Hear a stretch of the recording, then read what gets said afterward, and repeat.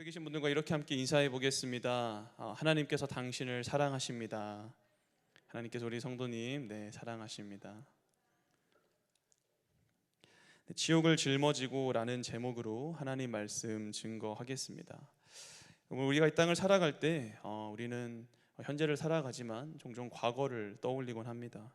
가족이나 친구들과 서로 대화를 나누면서 추억이 깃든 공간이나 장소에 가게 될 때, 또는 추억이 깃든 어떤 음식을 먹거나 물건을 보게 될 때 등등 굉장히 다양한 상황과 환경 속에서 우리는 과거에 있었던 여러 가지 일들을 떠올리곤 하죠. 그리고 그러한 과거의 일들에는 당연히 좋고 행복했던 일들도 있을 것이고, 반면 매우 가슴 아팠던 일들도 있을 것입니다.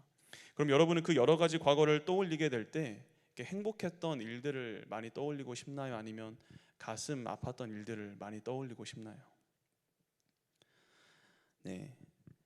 아마 당연히 가슴 아팠던 일들보다는 행복했던 일들을 떠올리고 싶지 않을까 싶습니다. 어린 시절 가족과 함께 나누었던 매우 소중한 순간들이나 학창 시절 별다른 걱정 없이 친구들과 함께 어울렸던 시간들, 또한 사랑하는 연인과 함께했던 그 소중한 시간들을 떠올리는 것은 그 자체로 우리에게 기쁨과 위로를 주기 때문에 아마도 그 행복한 일들을 떠올리기 싫어하는 사람은 많이 없겠죠.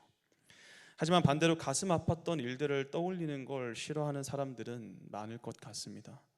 어린 시절 가정 형편이 너무도 어려워서 정말 고생했던 일이나, 부모님의 이혼으로 인해 가정이 갈라졌던 일, 정말 사랑하는 가족과 친구들을 사고로 먼저 떠나보냈던 일이나, 사랑했던 연인과 큰 상처만을 남긴 채 헤어졌던 일 등등, 그런 가슴 아픈 과거를 떠올리는 것은 그 자체로 우리에게 슬픔과 아픔을 주기 때문에 우리는 그 일을 그다지 선호하지 않는 거죠. 그래서 많은 경우 우리는 가슴 아팠던 과거보다 당연히 행복했던 과거를 더 많이 떠올리며 살아가게 되는데요. 그러한 우리에게 있어 매일같이 떠올려야 할 매우 가슴 아픈 과거가 있습니다. 바로 우리 예수님께서 고난 받으셨던 일이죠. 여러분, 예수님이 고난 받으셨던 일은 그 자체로만 놓고 볼 때 매우 가슴 아픈 과거라 할 수 있습니다. 하나님의 아들이신 예수님께서 인간들에게 엄청난 모욕과 수모를 당하시고 끝내는 십자가에 못 박혀 죽은 일이 아닙니까? 우리가 매번 글이나 말을 통해서만 그 예수님의 고난을 접하다 보니까 그 일이 얼마나 가슴 아픈 일인지를 잘 실감하지 못할 수 있는데, 아마 패션 오브 크라이스트 같은 영화를 한 번이라도 보신 분들은 정말로 그 일이 가슴 아픈 일이라는 것을 잘 아실 수 있을 겁니다. 예수님 붙잡히셔서 온갖 희롱과 욕설을 들으시고 침뱉음 당하시고 주먹에 맞으시고 또한 가시채찍에 살이 찢기시고, 더 나아가서는 십자가에 못 박히시는 그 장면을 보고 있으면 정말로 눈을 감지 않을 수가 없죠.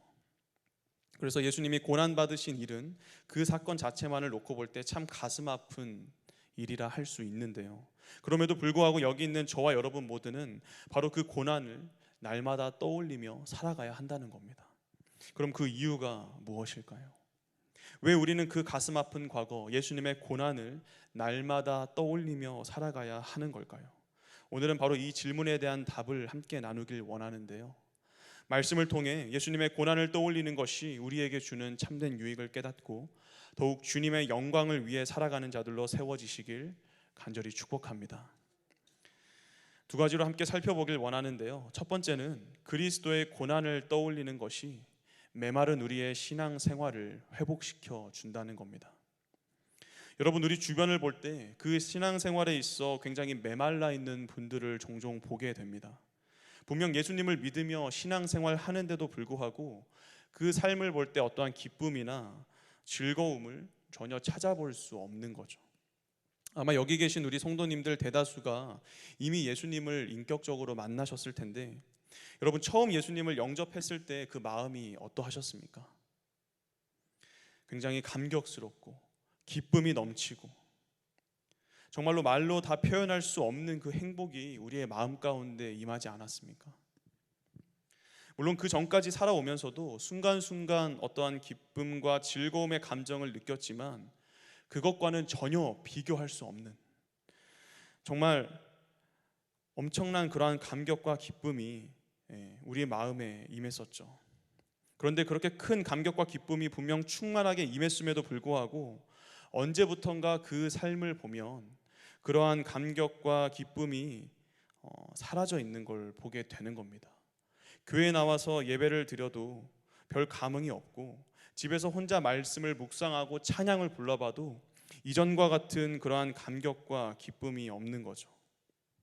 그래서 어느 순간부터는 그냥 그러한 감격과 기쁨 없이 그저 평소 하던 대로 교회 나와 예배 드리고, 평소 하던 대로 봉사하고 헌신하고, 평소 하던 대로 그냥 집에서 성경 보고 큐티하며 그렇게 지내는 겁니다.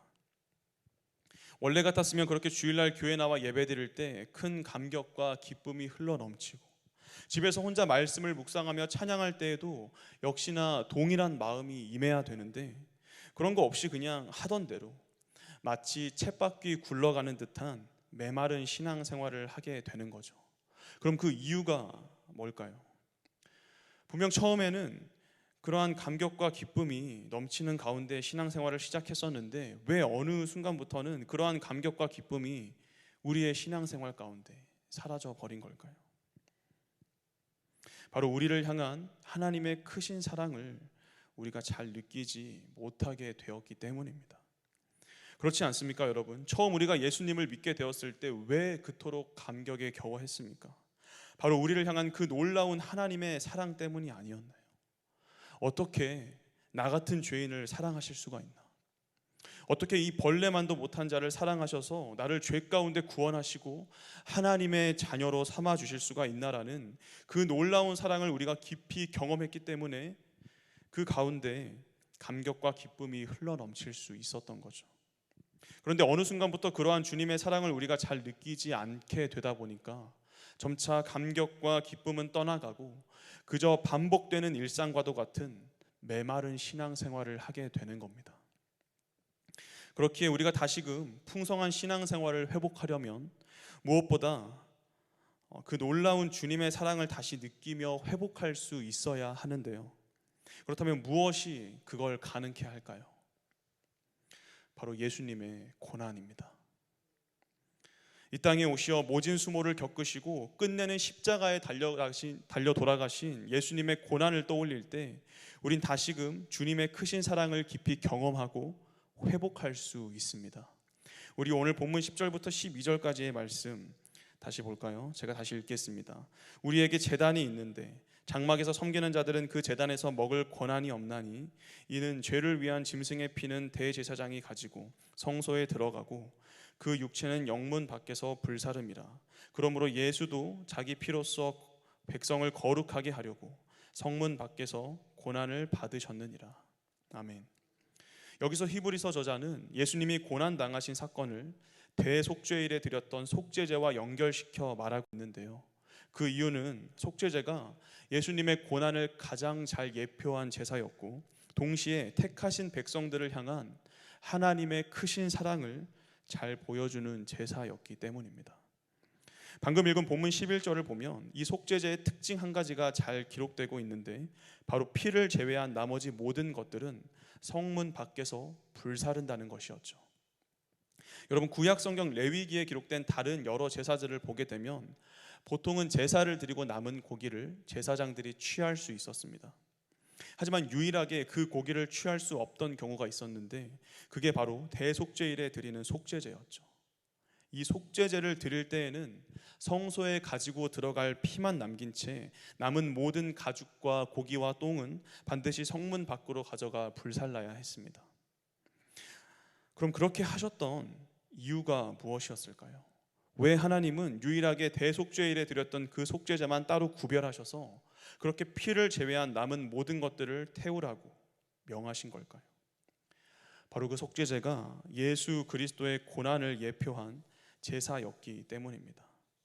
오늘 본문에 기록된 것처럼 우리 예수님도 십자가의 고난을 당하실 때 성문 밖에서 고난을 당하셨는데, 남은 고기를 먹지 말고 성문 밖에서 태우라 명하셨던 그 일이 바로 그러한 예수님의 고난을 예표했던 거죠. 그럼 여기서 우리는 한 가지 의문을 더 가질 수 있는데요.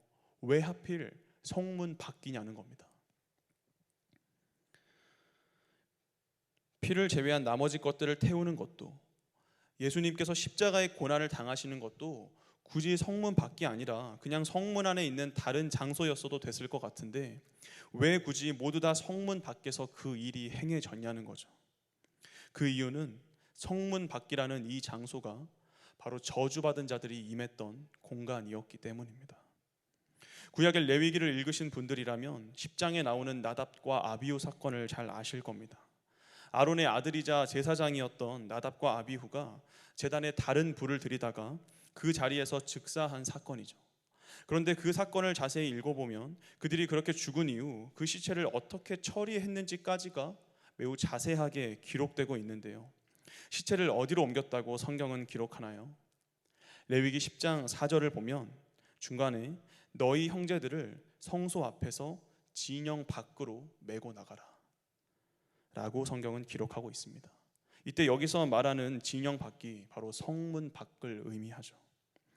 또한 레위기 24장에서 여호와의 이름을 모독하는 자는 반드시 돌로 쳐 죽이게 되어 있었는데 그들을 그렇게 죽일 때에도 성문 밖으로 끌어내 죽였었고 그 당시 부정하다 여겨졌던 나병 환자들 역시 반드시 성문 밖으로 나가 거주해야만 했습니다. 그렇다면 여러분, 이와 같은 기록들을 통해 볼 때 이 성문 밖이라는 장소는 어떤 장소였습니까? 바로 저주받은 자들이 임했던 공간, 그 어떠한 기대나 소망도 전혀 찾아볼 수 없는 저주받은 공간이 바로 성문 밖이었습니다. 영적으로 볼 때 죽음 가운데 처한 저와 여러분이 있었던 공간이죠. 그런데 바로 그 성문 밖으로 우리 예수님이 나아가신 겁니다. 오직 하나님의 진노와 심판만이 가득한 그곳, 너무도 참혹하고 비참한 그곳으로 하나님의 아들이시며 만왕의 왕이신 예수님이 가신 거죠. 여러분, 너무도 말이 안 되는 일이 아닙니까? 어떻게 하나님이신 예수님께서 그토록 참혹한 곳으로 나아가실 수가 있습니까? 어떻게 죄가 없으신 그분께서 죄악 투성이인 자들이 있는 곳, 하나님의 모든 진노와 심판을 받아야 하는 그곳으로 나아갈 수 있다는 겁니까? 도무지 이해할 수 없고 너무도 불합리한 일인데 우리 예수님은 기꺼이 그 성문 밖으로 가셔서 십자가의 고난을 당하신 거죠. 왜요? 우리 본문 12절 말씀을 다시 한번 같이 읽겠습니다. 시작. 그러므로 예수도 성문 밖에서 고난을 받으셨느니라. 아멘. 예수님이 그토록 참혹한 성문 밖에서 고난당하신 이유, 바로 그 피로 저와 여러분을 거룩하게 하시기 위함이었습니다. 죄인된 저와 여러분을 너무도 사랑하셔서 그 피로 우리를 거룩해 하시고 거룩하신 하나님 앞에 나아갈 수 있게 해주시려고 우리 예수님 성문 밖에서 고난 당하신 겁니다. 사랑하는 우리 성도님들, 오늘 우리가 어떻게 이 자리에 나와 이렇게 함께 예배드리고 있을 수 있나요? 누군가 예전에 저와 여러분을 교회로 인도했었고 모태신앙이라서 부모님 따라 자연스럽게 나아올 수 있었습니까? 그렇지 않습니다. 예수님께서 성문 밖에서 당하신 고난을 통해 우리를 거룩해 하셨기 때문인 줄 믿습니다. 여러분, 어떻게 우리가 매일의 삶 가운데 하나님의 말씀을 묵상하고 기도하고 찬양하며 주님의 임재를 경험할 수 있습니까? 역시 예수님이 당하신 그 고난을 통해 우리를 거룩해 하셨기 때문인 줄 믿습니다. 이전에는 감히 주님의 존재를 알 수도 없던 자들이었고 보긴 보아도 듣긴 들어도 전혀 그 말씀을 깨닫지 못하던 자들이 바로 우리였지 않습니까? 제가 이전에도 제 얘기를 했었지만 저도 20년이 넘게 목회자 아들로 살았는데도 전혀 그 진리의 말씀을 깨닫지 못했어요. 요즘 학생들처럼 뭐 일주일에 한 번 예배 드리는 것도 아니었고 수요 예배, 금요 기도회, 주일에는 아침부터 저녁까지 주일 학교를 포함한 모든 예배를 다 드렸습니다. 부모님이 시키시니까 집에서 성경도 또 따로 읽었습니다. 그런데 그렇게 말씀의 홍수 속에 살았음에도 불구하고 전 주님의 그 사랑과 은혜를 전혀 깨닫지 못했습니다. 왜요? 너무도 타락해서. 뼛속까지 죄인이어서 아무리 20년 넘게 보긴 보아도 듣긴 들어도 그 말씀의 깊은 은혜와 사랑을 깨닫지 못한 채 하나님께 온전히 나아갈 수 없었던 거죠. 그런데 그랬던 제가 또 여기 계신 우리 모든 성도님들도 이제는 아무런 거리낌 없이 온전히 하나님께로 나아갈 수 있게 되었습니다. 주일날 드리는 예배를 통해 하나님의 임재를 경험하게 되었고, 언제 어디서나 말씀을 통해 하나님의 크신 사랑과 은혜를 누릴 수 있게 되었습니다.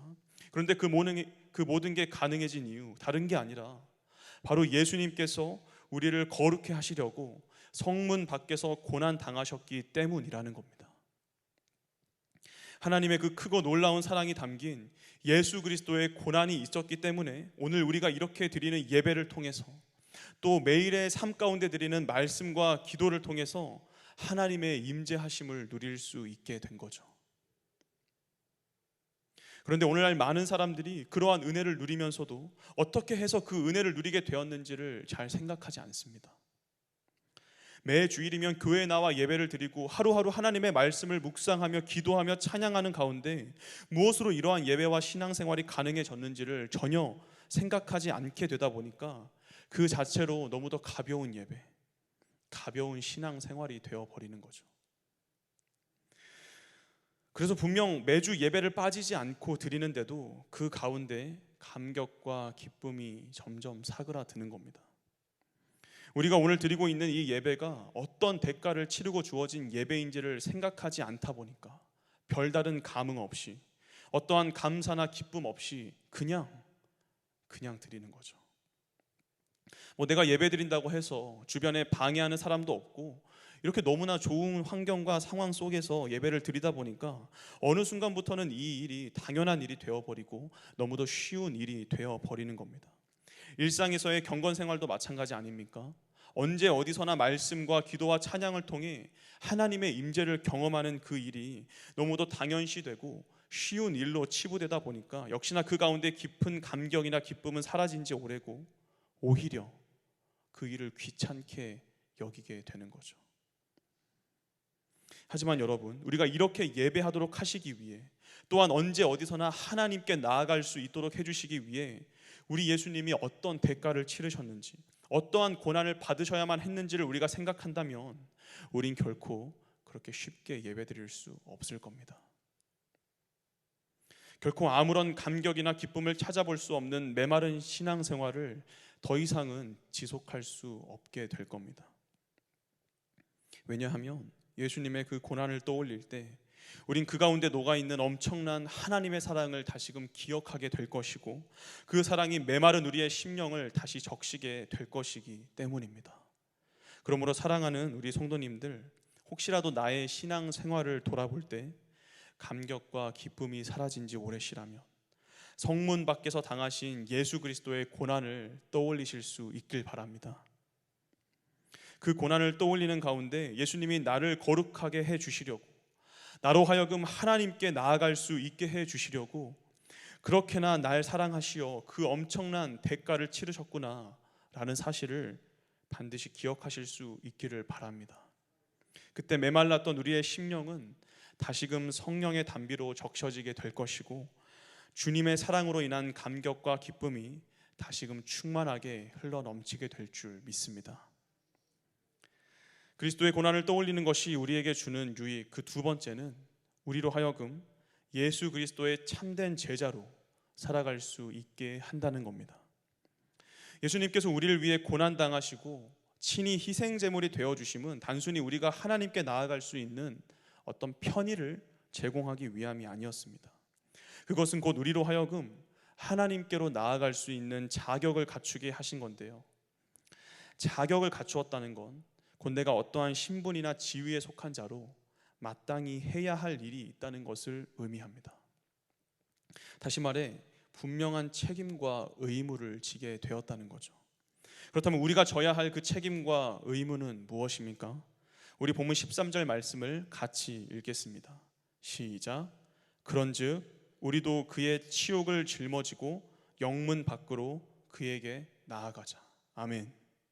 우리가 져야 할 책임과 의무는 바로 예수님의 치욕을 짊어지고 영문 밖으로, 곧 성문 밖으로 예수님께 나아가는 것입니다. 이때 치욕으로 번역된 헬라어 오네이디스모스는 비난, 책망, 모욕이라는 뜻을 가진 단어고요, 성문 밖은 앞서 설명드린 것처럼 저주받은 자들이 임하는 공간, 곧 아직 예수님을 통해 구원받지 못한 자들이 거주하는 세상을 의미합니다. 그렇다면 그러한 비난과 책망과 모욕을 짊어지고 세상 사람들이 있는 곳으로 예수님께 나아가자는 이 말을 종합해 보면 결국 무슨 의미가 됩니까? 바로 자신의 십자가를 지고 예수님을 따르는 제자가 되자는 거죠. 예수님의 참된 제자 되는 것, 그게 바로 우리가 져야 할 책임과 의무라는 겁니다. 오늘 새벽에도 담임 목사님께서 바로 이 제자에 관한 말씀을 잘 전해 주셨는데요. 여러분, 십자가를 지는 제자로서의 삶은 결코 쉬운 삶이 아닙니다. 앞서 설명드린 것처럼 그러한 삶은 곧 비난과 책망과 모욕을 짊어지는 삶인데, 그 이유는 세상 사람들이 예수님을 미워하기 때문이죠. 세상 사람들은 어둠에 속한 자들이기 때문에 자신을 비추시는 예수님을 싫어하게 되어 있습니다. 그래서 그들은 자신들의 죄악된 모습을 드러내며 참 진리를 선포하시는 예수님과 더불어 예수님의 제자된 우리들 역시도 함께 미워하는 거죠. 그래서 여러분, 예수님도 요한복음 15장 18절에서 세상이 너희를 미워하면 너희보다 먼저 나를 미워한 줄 알라 라고 그렇게 말씀하지 않으셨습니까? 문제는 그렇게 제자된 삶이 치욕을 짊어지는 삶이다 보니까 오늘날 많은 성도들이 그렇게 살아야 한다는 걸 알면서도 어느 순간부터는 자꾸만 그 제자된 삶을 회피한다는 겁니다. 처음 예수님을 믿어 그분을 따르기로 작정했을 때에는 마치 예수님이 붙잡히시기 전 베드로처럼 내가 아골골짝 빈들에도 복음 들고 가겠다 말하며 그렇게 당당한 모습을 보이곤 합니다. 하지만 얼마 안 가 인생 가운데 큰 시련이 닥쳐오거나 주님을 따르는 것으로 인해 여러 가지 불이익이 주어지게 되면 우린 조금씩 주님을 만나기 전의 모습으로 돌아가려고 하죠. 주님 말씀에 당장 순종해야 하는 상황에서도 과연 내가 이렇게 행동했을 때 나에게 어떠한 이익이 있을까? 또는 나에게 어떠한 불이익이 있을까를 따지며 망설이게 되거나 또는 그 일을 뒤로 미루게 되는 겁니다. 오늘 본문 말씀처럼 언제라도 치욕을 짊어진 채 성문 밖에 계신 예수님께로 나아가야 하는데 그와는 전혀 상관없는 삶을 살게 되는 거죠. 그렇다면 여러분, 그러한 상황 속에서 우린 어떻게 해야 할까요?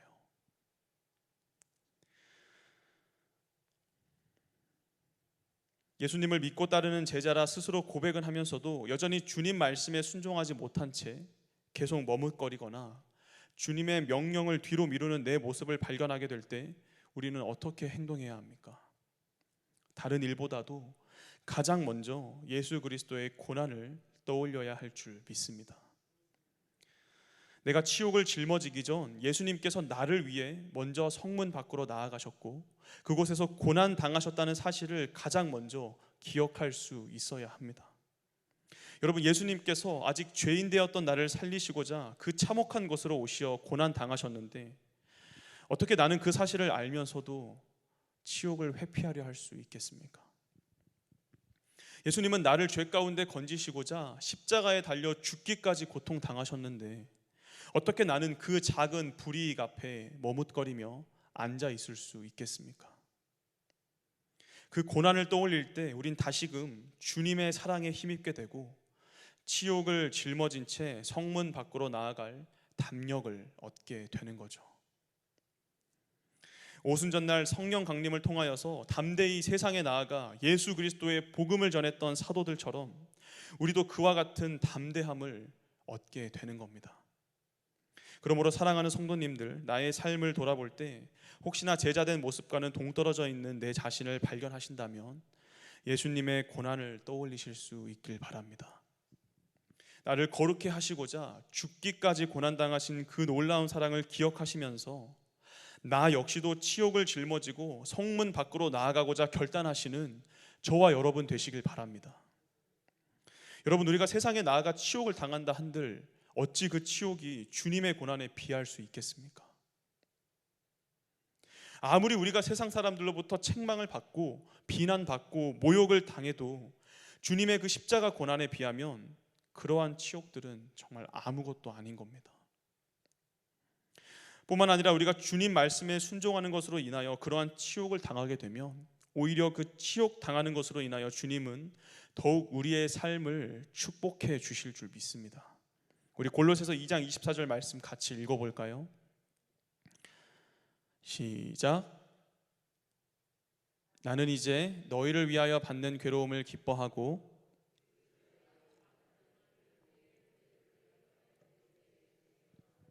아멘. 여기서 바울 사도는 너희를 위하여 받는 괴로움, 곧 주님 말씀에 순종하는 것으로 인하여 당하게 되는 그 치욕으로 인해 기뻐한다고 고백하고 있습니다. 뿐만 아니라 그리스도의 남은 고난을 그의 몸된 교회를 위하여 자신의 육체에 채우겠다고도 고백하죠. 여러분, 어떻게 이 같은 고백이 가능한 겁니까?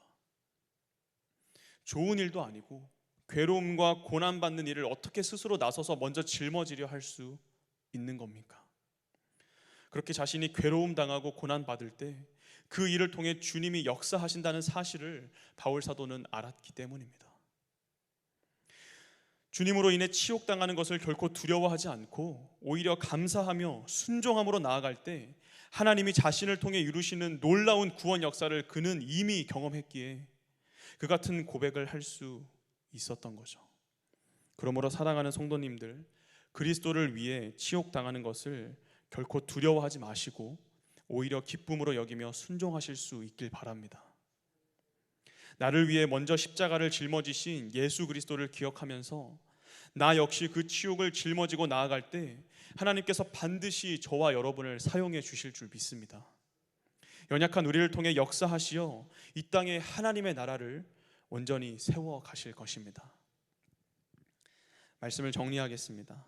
고난주간을 맞아 특별 새벽기도에 참석하시면서 또 개인적으로 말씀을 보시면서 주님의 고난을 묵상하시는 분들이 많이 계실 겁니다. 하지만 여러분, 예수님의 고난은 단순히 이 고난 주간에만 묵상할 것이 아니라 우리의 매일의 삶 가운데 날마다 묵상해야 하는 것인 줄 믿습니다. 나를 위해 성문 밖에서 피 흘리신 예수님의 고난을 우린 날마다 기억함으로써 그 측량할 수 없는 사랑이 나의 연약한 심령을 뒤덮도록 만들어야 합니다. 그렇게 될 때 우리의 메말랐던 심령 가운데 다시금 참된 감격과 기쁨이 충만하게 회복될 것이고, 늘 머뭇거리기만 하던 부족한 제자에서 언제라도 치욕을 짊어지고 나아가는 참된 제자들로 온전히 세워지게 될 것입니다. 우리 마지막으로 본문 14절 15절 말씀 같이 읽을까요? 시작. 우리가 여기에는 영구한 도성이 없으므로 장차 올 것을 찾나니 그러므로 우리는 예수로 말미암아 항상 찬송의 제사를 하나님께 드리자. 이는 그 이름을 증언하는 입술의 열매니라. 아멘. 여러분, 예수님의 고난을 떠올리지 않고 그 고난에 동참하려 하지 않는 자들은 하늘이 아닌 이 땅 가운데에서 소망을 찾는 자들과 다를 바가 없습니다. 하지만 우리가 그 고난이 있는 곳으로 나아가게 될 때 우리의 삶 가운데에는 진정한 하나님의 축복이 임할 것이고, 우리의 입술 가운데에는 예수 그리스도를 증언하는 찬양의 제사가 날마다 끊이지 않게 될 것입니다. 그러므로 오늘 말씀을 가슴에 깊이 새기셔서 언제 어디서나 그리스도의 고난을 기억하고 치욕을 짊어지고 살아가시는 복된 인생들 되시길 주님의 이름으로 축복합니다. 아멘. 우리 이 시간 함께 같이 찬양하고 기도하도록 하겠습니다. 우리를 위해 피 흘리신 그 고난을 우리 기억하면서 함께 찬양하겠습니다. 주보혈 날 정결케 하고 주보혈 날 자유케 하니 주 앞에 나 예배하는 이 시간 나의 모든 것을 주께 드리네. 주의 손 날 위해 찢기셨고 주의 발 날 위해 박히셨으니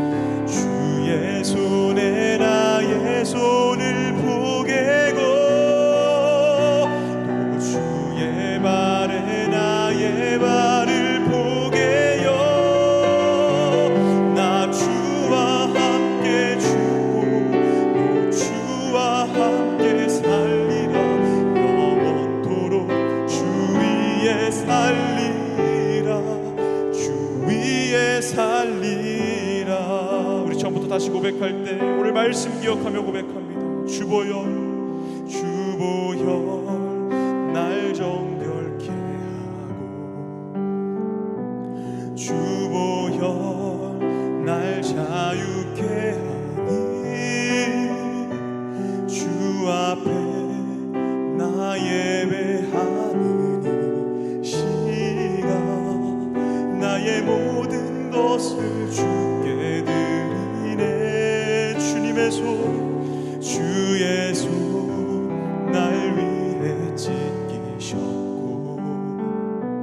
주의 발 날 위해 박히셨으니 이제는 내가 사는 것이 아니요 오직 주를 위해 사는 것이라. 아멘. 우리 믿음으로 고백합니다. 주의 손에 나의 손을 포개고 또 주의 발에 나의 발을 포개요. 나 주와 함께 죽고 또 주와 함께 살리라. 영원토록 주 위에 살리. 주의 손에 나의 손을 주의 손에 나의 손을 포개고 또 주의 발에 나의 발을 포개요. 나 주와 함께 죽고 또 주와 함께 살리라. 영원토록 주 위에 살리라. 주 위에 살리라. 우리 시간 함께 기도하겠습니다. 말씀 붙들고 기도할 때 언제 어디서나 그리스도의 고난을 생각하며 진정한 그리스도인으로 살아가게 해달라고 함께 기도하겠습니다. 고난에 담겨진 크신 사랑을 기억할 때 메마른 나의 심령이 회복되게 하시고 지옥을 짊어진 채 담대히 성문 밖으로 나아가는 나의 삶이 되게 해달라고, 진정한 제자 되게 해달라고 우리 시간 간절한 마음으로 함께 기도하겠습니다. 주여